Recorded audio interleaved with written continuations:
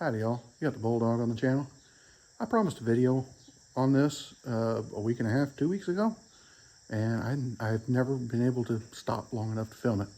And I need to mow right now. I need to be mowing, but battery's dead in the mower, and it's not wanting to take charge, and it's fighting me. So while I wait for that smart charger to decide that it's smart enough to put voltage into a battery, I'll do this video.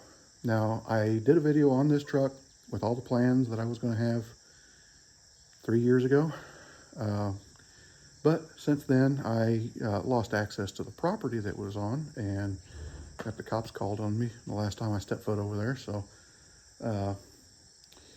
I had to kind of let everything go. I got a bunch of stuff over there, but I'm not going to, fight for it. Well, the cops were out here last month for a different reason. And I asked him, hey, I got a truck over there. I got the title. He's got it sitting out next to the road. So, he's wanting me to go over there and get it. He's advertising it. So, can I just go get it? They worked it back and forth, and they said, yes, I could go pull it to 20 feet to my property. So, and without, getting shot in the back or something. So here it is. This is my dad's first grain truck. 69 GMC. I think it's a 6500 or something like that. I don't know. We never paid attention to that. Just a single axle. Dad bought this truck in, I think, 1980. Him and my cousin painted it. One was wiping the dirt off of it while the other was painting it. And, it's doing pretty good for a 45-year-old paint job. This is the up down. There's a ring inside here. You just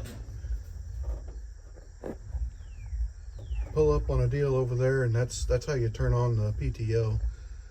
Brake kind of works. And you can hear that in the background. That's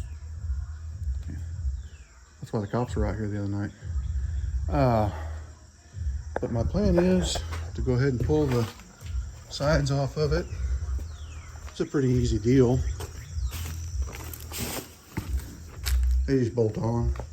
And we got this pipe frame that Dad and I put on here to haul hay with. And I'm going to layer steel over the bed and build a dovetail out to about here, and then put ramps that'll fold in underneath of there, and then we'll have kind of a wrecker. We gotta check and make sure the engine hasn't been sabotaged, and clean the fuel tank out. Might end up having to add an extra tank.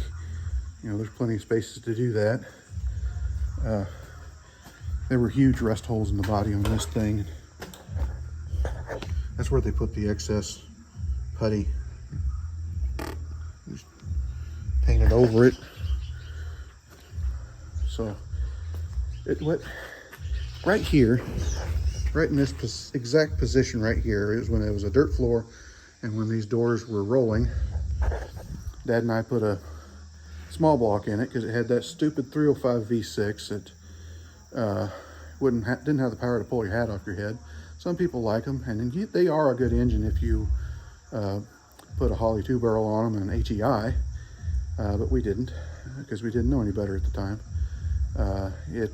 It went away, and we put this old 350 board 60 over in here, and I think we put a used cam in it, and yeah, it was just thrown together piecemeal. And actually, I think I was 13 or 14. The way we got it around there, because it was sitting here, and the welder's over there.